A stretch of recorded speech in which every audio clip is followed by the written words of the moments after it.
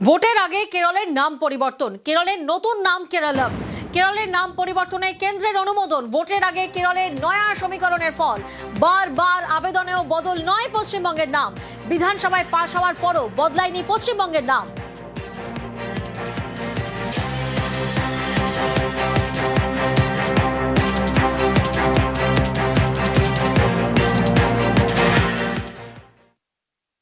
Cabinet ने जो महत्वपूर्ण फैसले लिए आज, उसमें सबसे पहला फैसला लिया है केरला का नाम परिवर्तन करके केरलम।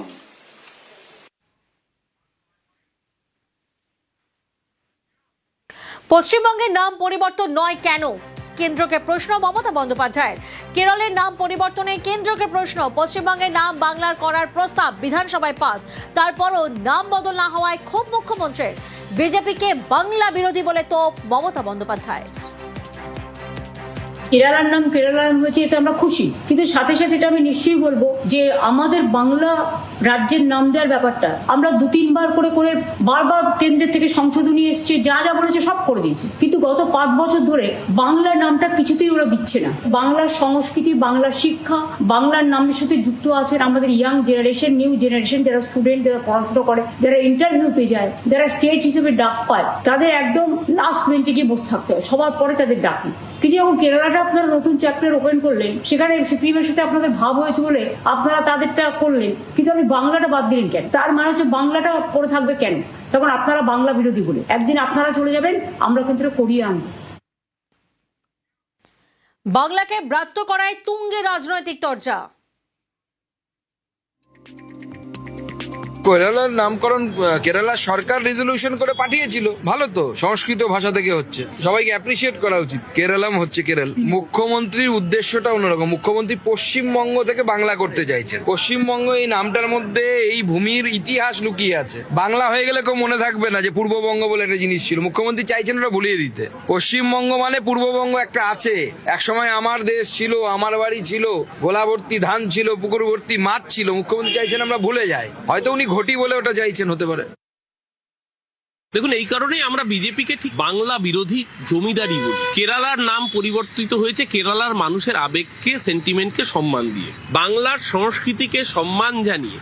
যখন বিধানসভায় এই প্রস্তাব পেশ করা হয় এবং পাশ হয়, তারপরে বিজেপি এই প্রস্তাবকে আটকে রেখে প্রমাণ করলো তারা কতটা বাংলা বিরোধী। তারাই তো আবার স্লোগান দিয়েছে সোনার বাংলা গড়ার। বাংলার মানুষের সঙ্গে প্রতিটা স্তরে যে বঞ্চনা করে, এই কারণে ওরা 100 দিনের টাকা আটকে রাখে, এই কারণেই আবাসের টাকা আটকে রাখে, আর এই কারণেই বাংলার নাম বাংলা করতে এদের অনীহা। এই বাংলা বিরোধীদের বাংলা ছাড়া করবে বাংলার মানুষ।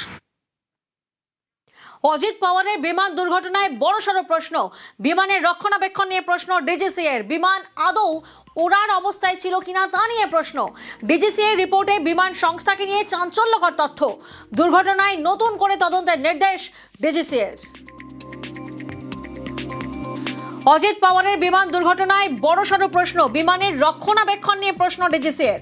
বিমান আদৌ ওড়ার অবস্থায় ছিল কিনা তা নিয়েই প্রশ্ন উঠছে। ডিজিসি এর রিপোর্টে বিমান সংস্থাকে নিয়ে চাঞ্চল্যকর তথ্য। দুর্ঘটনায় নতুন করে তদন্তের নির্দেশ ডিজিসি এর।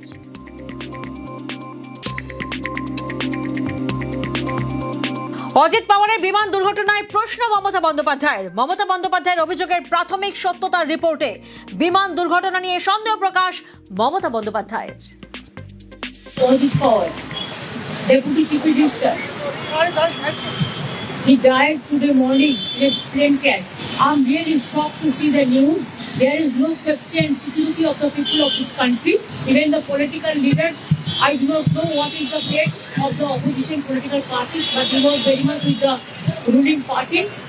But before 2 days ago, I came to know that from social network that somebody from other party, they gave a statement that Ajit Pawar is willing to leave the BJP.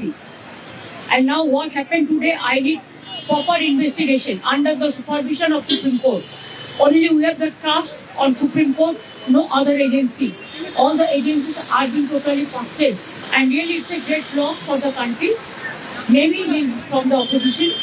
Now he's from the opposition. But tomorrow he's supposed to join the original force of their party. My condolences to the family, Maharashtrian people, and also my condolence to the Sharad Pawarji and Ajit Pawarji's family. And for that reason, I am so shocked. So we cancelled our daily program today. পশ্চিমবঙ্গের প্রচারে বিজেপির ভিন রাজ্যের নেতারা, কিন্তু বাইরে থেকে নেতাদের আনতে হচ্ছে কেন? এই রাজ্যে বিজেপির সংগঠনের কি সেরকম শক্তি নেই? এই নিয়ে জোর তরজা।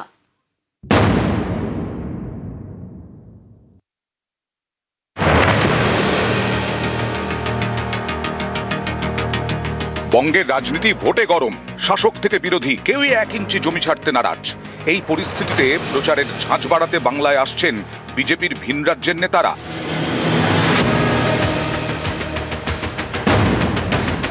বিজেপি শাসিত রাজ্যের বিধায়ক, সাংসদ, মোর্চা সভাপতি ও সংগঠনের নেতাদের বাংলায় এনে প্রচারের পরিকল্পনা। ভিন রাজ্যের অন্তত 27 বিজেপি নেতা বঙ্গের ময়দানে নামবেন। ভিন রাজ্যের নেতারা বুথ স্তরে জনসংযোগে জোর দেবেন। এখানেই অনেকের প্রশ্ন, এবারেও বিজেপিকে ভিন রাজ্যের নেতাদের কেন আনতে হচ্ছে? এ রাজ্যের সংগঠনের ওপর কি আস্থা নেই? তাই কি হাল ধরতে মাঠে নামাতে হচ্ছে ভিন রাজ্যের নেতাদের? এ রাজ্যে বিজেপির সংগঠন বারবার প্রশ্নের মুখে পড়েছে। যেমন 2024 লোকসভা ভোটের আগে রাজ্যে বিজেপির সদস্য সংগ্রহ অভিযান শুরু হয়। টার্গেট দেওয়া হয় 1 কোটি, কিন্তু এই টার্গেট পূরণ করা যায়নি। 70 লক্ষে গিয়ে থেমে যায়। বাংলায় প্রায় 80,000 বুথ, বিজেপির বুথ কমিটি প্রায় 70,000, অর্থাৎ এখনো প্রতি বুথে বিজেপির বুথ কমিটি নেই। সংগঠনের এই হাল বলেই কি ভরসা এখন ভিন রাজ্যের নেতারা? গুজরাটের ভোট প্রচারে আমি গেছিলাম, জিতেছে বিজেপি, কি আমার জন্য জিতেছে না? আমাদের সর্বভারতীয় নেতা আছে, তৃণমূলের নেই। আমাদের প্রধানমন্ত্রীর মতো স্টার ক্যাম্পেনার আছে, আমাদের অমিত শাহজির মতো স্ট্র্যাটেজিস্ট আছে, তিনি আসবেন।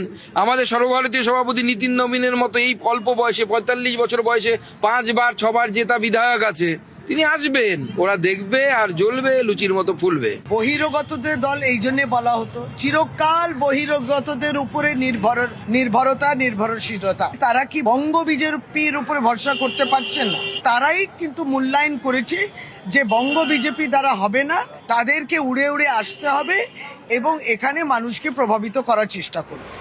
সুস্মিতা মণ্ডল, নিউজ 18 বাংলা। ভোটের আগেই চাকরি, মার্চের প্রথম সপ্তাহে চাকরির নিয়োগপত্র দিতে চায় এসএসসি। সেই মতো গতকালের পর আজও 11-12 শিক্ষক পদে কাউন্সেলিং। দুদিনে 172 জন চাকরি প্রার্থীকে সুপারিশপত্র দেওয়া হবে।